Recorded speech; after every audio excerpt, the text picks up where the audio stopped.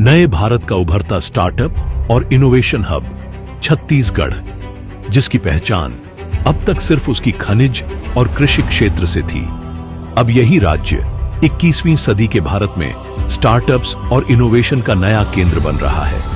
और राज्य में इस स्टार्टअप इकोसिस्टम को मजबूत बनाने के लिए सुशासन सरकार ने नई स्टार्टअप प्रोत्साहन नीति को मंजूरी दी है, जिसका लक्ष्य है अगले 5 वर्षों में 5000 स्टार्टअप्स को बढ़ावा देना। आप सभी के मन में बहुत से आइडियाज होते हैं, बस एक माहौल होना चाहिए जहां इन विचारों को फलने फूलने का अवसर मिलता रहे।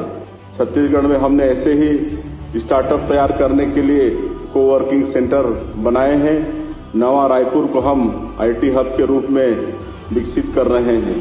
वर्ष 2047 में हम सभी मिलकर विकसित भारत, विकसित छत्तीसगढ़ का निर्माण अवश्य करेंगे। इस नीति के तहत स्टार्टअप्स को मजबूत करने के लिए 100 करोड़ रुपए का कैपिटल फंड बनाया जाएगा। साथ ही बैंक से लोन लेना आसान बनाने के लिए 50 करोड़ रुपए का क्रेडिट रिस्क फंड तैयार किया जाएगा।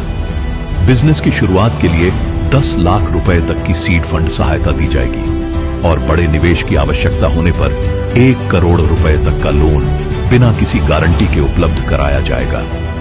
इतना ही नहीं, 50 लाख रुपए तक के बैंक लोन पर 75% तक ब्याज सरकार वहन करेगी। यदि कोई स्टार्टअप 10 से अधिक लोगों को रोजगार देता है तो उसे अतिरिक्त प्रोत्साहन मिलेगा। हर महिला कर्मचारी पर 6000 रुपए प्रति माह और पुरुष कर्मचारी पर 5000 रुपए प्रति माह की सहायता दी जाएगी। साथ ही यदि रोजगार दिया जाता है दिव्यांगजनों, सेवानिवृत्त अग्निवीरों या नक्सल प्रभावित लोगों को, तो उनकी सैलरी का 40% हिस्सा सरकार 5 वर्षों तक वहन करेगी। यानी अब बिजनेस शुरू करना आसान है और रोजगार सृजन करना भी लाभकारी।